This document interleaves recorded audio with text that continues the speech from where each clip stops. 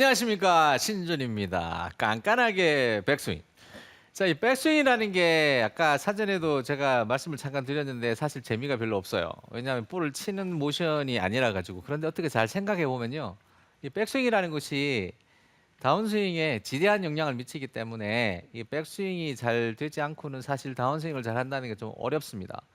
그래서 이 백스윙을 어떻게 하면은 좋을지에 관해서 말씀을 드릴 텐데요. 제가 여기에 연관점을 그냥 5가지만 딱 들었어요. 이 백스윙을 제가 가르쳐 드리는 방법을 했을 때에 무엇이 이제 나아질 건지, 여기 해당 사항이 있으시면은 이제 귀를 쫑긋 세우시고 이제 들어보셔야겠죠. 네, 제가 귀를 쫑긋 세우고 듣겠습니다. 알겠습니다. 귀를 세우지 머리가 딱 섰네 이렇게. 그래요? 예. 쫑긋 세우고 있겠습니다. 헤어스타일 오늘 딱 맞습니다. 오늘 컨셉이랑. 자, 첫 번째는 이제 아무래도 이 아크라는 건데요. 이 아크라는 게 스윙 크기를 얘기하는 거예요. 이제 클럽 헤드가 이렇게 멀리 돌아다니는 건 아니고, 클럽 헤드가 이렇게 멀리 돌아다니면 이게 스쿠핑이 되겠죠. 이 손이 클럽 헤드가 멀리 돌아다니는 게 아니라 손이 이 전체적으로 이렇게 멀리 크게 다니는 거예요. 이 아크는 스피드에 정말 너무 지대한 영향을 미칩니다.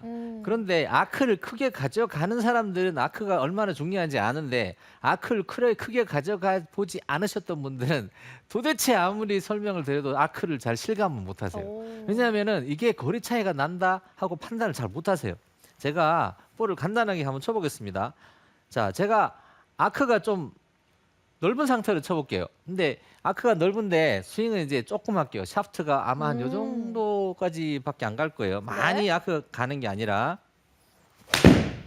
오. 그죠? 백스윙을 아주 조금 가져간 거예요. 조금 많이 네. 가져가는 게 아니라 조금 가져갑니다. 근데 아크가 이렇게 커지면 아크가 커지는데 백스윙을 적게 가져가는 거예요.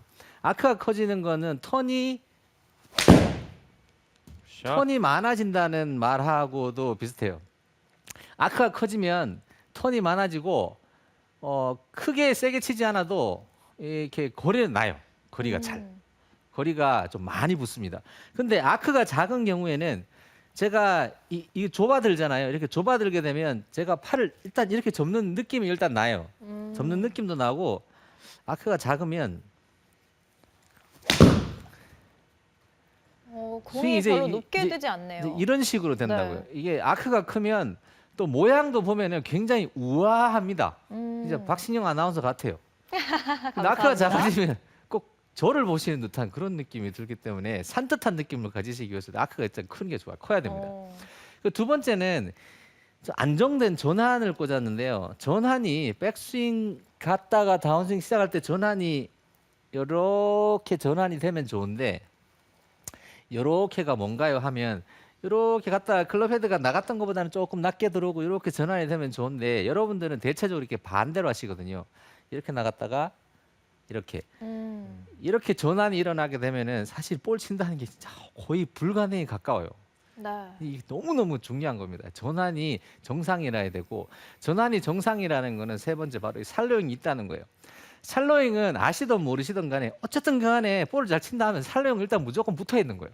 이거는 이제 필수 과목입니다. 선택 과목이 아니고 이제 필수 과목. 살로잉이 어느 정도는 꼭 있으셔야 돼요. 자, 그럼 네 번째, 다운스윙을 시작할 때에 자 측면 화면 한번 볼 텐데요. 네. 이건 조금 생소하실 거예요. 듣도 못한 거일 수도 있는데, 백스윙을 이렇게 했어요. 그럼 다운스윙을 시작을 할 때 보면 이렇게 시작을 할 거 아니에요. 이렇게, 그죠? 네. 이쪽 이렇게 시작하는데, 그런데 상위권 선수들을 보면 다운스윙을 이렇게 들어가는 게 아니라 차이점이 딱 있어요. 어떤 차이가 있냐면 다운스윙 시작이 이래요. 여기 이 부분 봐보세요. 이 부분. 제가 요 부분이 다운스윙을 시작을 할 때 이렇게 들어가는 게 아니라 네. 요게 살짝 이렇게 들어갑니다. 요게 살짝 안 예, 앉는다는 살짝 네, 기마 자세처럼 살짝 앉는 거 비슷하게 해가지고 네. 그냥 앉는 건 아니거든요. 앉는 건 아닌데 여기 살짝 이렇게 살짝 들어가요. 이렇게 살짝 들어갔다가 살짝 내려가면서 이렇게 다운스윙이 들어가요. 근데 이게 옛날에 측정이 안 될 때는 몰랐죠. 근데 네. 측정이 이제 장비가 너무 잘 나와가지고 측정이 돼요. 근데 PGA 투어 선수들 이제 쭉 다쳤잖아요. 근데 100명이 치면 99명 반이 이렇게 돼요. 오. 그러면 굉장히 중요한 모션이겠죠, 그죠? 근데 이게 자연스럽게 나오려면 이걸 고의로 강제로 만들 수는 없어요. 제가 말씀드린 게 백스윙이 어느 정도 돼야지 이게 돼요. 그리고 마지막으로 보자면 제가 이전에 1시간 내내 여러분들한테 강조를 했던 이게 굴절이라는 거. 비정상 굴절이 발생을 하게 되면 스윙이 뭐 이쪽으로 나가서 이렇게 가서 이쪽으로 들어와서 이쪽으로 가서 이렇게 해서 뭐 이렇게 와요. 그럼 사실 이거 아무도 몰라요. 너무 저도 복잡해요. 모르고. 제가 이거 본들 어떻게 알겠습니까? 저도 모르고 뭐 국정원에서도 모른다고 얼마 전에 연락이 왔더라고요. 혹시 네. 국정원에서 아는지 연락을 해봤는데 경찰도 모르고 아무도 모르는 거예요. 아무도 모르는 것보다는 아는 거 하시는 게 낫겠죠. 정상적으로 굴절이 발생을 해야지 그 정상 굴절인지 아닌지를 판가름하는 게 현대 과학이나 좀 가장 최신 골프 스윙 방법이라고 할 수도 있을 것 같아요. 이게 가장 최근에 나온 게 바로 이 굴절이 이제 문제가 되는 건데 이걸 전체적으로 해결을 하려면은 백스윙이 어떤 특정한 방향으로만 갔을 때 거의 현상이 일어나고 아니면 반대로 일어납니다. 왜냐하면 여러분 들어보신 게 보상 동작이라는 거 들어보셨죠, 그죠? 그죠? 내 땅 뺏어가면 보상을 해줘야 될 거 아니에요. 그죠? 그냥 할 수 없잖아요. 내 땅을 뺏어가요. 봐요. 클럽 헤드가 측면에서 보시면 클럽 헤드가 만약에 이쪽으로 가야 돼요. 이쪽으로 가야 되는데 이쪽으로 갔어요. 그럼 내 땅을 딴 데로 뺏어갔기 때문에 다운스윙 가면 보나마나 이렇게 치세요. 아. 근데 이게 작용과 반작용은 작용이 있으면 반작용이 생긴단 말이에요. 생기긴 나름인데 근데 이렇게 판단하실 수도 있죠. 나는 이렇게 가도 이렇게 올 수 있다. 이렇게 가도 이렇게 안 가고 이렇게 올 수 있다. 뭐 이렇게 할 수도 있잖아요. 그럴 수도 있겠죠. 그럴 수도 있지만 확률이 굉장히 낮습니다. 자, 그러면 어떻게 정상적인 백스윙을 하는데 가장 여러분들이 이해하기 쉽고 쉽게 해낼 수 있는 방법을 제가 아주 간단하게 설명을 드릴 텐데요. 잘 들어보시고 잘 따라해 보시면 아마 제가 말씀드린 5가지가 실타래 풀리듯이 그냥 줄줄 풀릴 확률이 굉장히 높아지겠습니다. 정말 간단한 거죠? 아, 그럼요. 제가 요만큼은 조금 있어요. 근데 이게 백스윙이라는 게 별로 재미가 없기 때문에 여러분들이 약간의 이제 고뇌도 하시고 이제 좀 봐주셔야 돼요. 연습해 주셔야 되고. 자, 첫 번째는 네. 자, 백스윙에서 이제 백스윙 나가야 되는데 나가기 전에 짚을 게 2가지가 있어요. 하나는 스탠스하고 두 번째는 이제 무게 분배를 보고 이제 넘어갈 건데요. 스탠스가 왜 문제가 되냐 하면 스탠스가 이제 너무 넓은 경우하고 이제 너무 좁은 경우하고 이렇게 있을 수 있어요. 스탠스가 좁아서 문제가 생기는 경우는 있을 수 있겠지만 좀 드문 경우 같고요. 보통은 보면 너무 넓어서 문제가 되는 경우가 많습니다. 스탠스가 중요한 요인이 되는 가장 큰 이유 중에 하나는 바로 이 체중 이동이라는 문제인데요. 스탠스가 넓어요. 제가 스탠스가 이렇게 넓게 되면은 제가 체중 이동이 잘 안 일어나요. 이렇게 스윙이 이런 식으로 보통 나오면 체중을 이동하기가 좀 어렵습니다. 체중 이동하기 어렵다는 말은 턴을 하기도 좀 어렵다는 얘기가 되는 것이고 체중이 우측발에 자꾸 남게 돼요. 그런데 아까 피디님이 눈썰미가 좋으시니까 네. 그러시더라고요. 저는 사실 스탠스가 좀 넓은 편인 것 같아요. 좁은 것 같으세요? 혹시 눈이 넓은 보셨어요? 편인 것 같아요. 아니, 아닌가요? 맞아요. 제가 스탠스가 조금 넓어요. 스탠스가 저도 편인데. 넓은 게 오히려 더 잘 맞는 느낌이더라고요. 아, 그래요? 네. 근데 그런 분들 계시 안 해본 계시고 저는 스탠스가 워낙 원래부터 조금 넓게 서기 때문에 사실 이렇게 선다고 하더라도 스윙은 할 수 있어요. 맞아, 예전에 이렇게도 치셨잖아요. 이렇게 기억나시죠? 근데 정상 체중 이동이 가능해요. 근데 피니시가 좀 불편하지 예, 불편하긴 한데 그죠? 하긴 할 수 있어요. 네.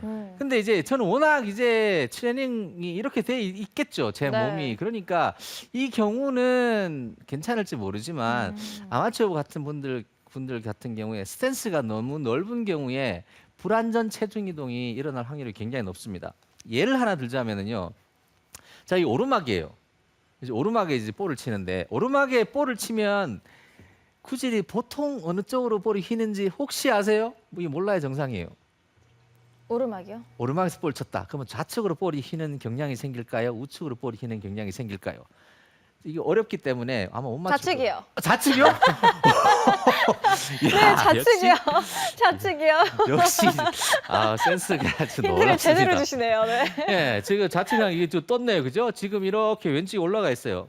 이거 왜 좌측으로 왜 휘냐 하면 이게 휘는 이유는 체중이 불안전하게 이동하기 때문에 그래요. 오. 제가 평지에 있을 때는 조금만 움직여도 좌측으로 체중이 이동을 하지만 이렇게 있으면 조금 움직여가지고는 체중이 이렇게 안 가요. 이동이 안 되기 때문에 평지에서 내가 스윙하던 것보다는 훨씬 더 강력하게 체중을 실어줘야 돼요. 근데 그게 안 해보는 걸 갑자기 어떻게 하겠어요, 그죠? 맞아요. 그러니까 하던 대로 된단 말이에요. 하던 대로 이제 오르막에 서서 하던 대로 스윙을 하시게 되면 보통 볼을 땡겨요. 오. 땡겨야 되는데 너무 잘 쳤네요, 그죠? 똑바로 갔는데요? 우와! 오케이! 야, 이럴 때 제가 우와, 황당합니다. 대단합니다. 자, 어떤 제가- 라이에서 쳐도 똑바로 가는 거 아니에요? 제가 지금 은근 자랑하시려고 일부러 그러신 거죠? 아니 그게 아니라 제가 조금 전에 이거 했잖아요. 다리 벌리고 이렇게 이동하면 쳤잖아요. 그러니까 나도 모르게 이동이 확 했어요. 갑자기 이동이 확 됐어요. 근데 정상적으로는 이렇게 오르막에서 스윙을 하시면 볼이 이렇게 좌측으로 당깁니다. 예, 불안정한 체중 이동 때문에 제가 보시면 피니시 할 때 오른발이 이렇게 남아 있고 이렇다고요. 그래서 여러분들이 오르막에 이렇게 서 계시면 이렇게 스윙을 하실 때 불안정 체중 이동이 때문에 볼이 좀 감기니까 감안하고 치시던 아니면 스탠스를 약간 좁히시던 아니면은 미친 듯이 체중 이동하면서 돌아주시면 돼요. 미친 듯이 그냥 아유 나 모르겠다고 애따 모르겠다 하고 그냥 오르막에서는 애따 모르겠다. 약간 한 발로 뛰듯이 그렇죠. 이렇게 하면 오르막에서는 되는군요. 애따 모르겠다. 이렇게. 예, 오르막에서 애따 알겠다 이러면 안 돼요.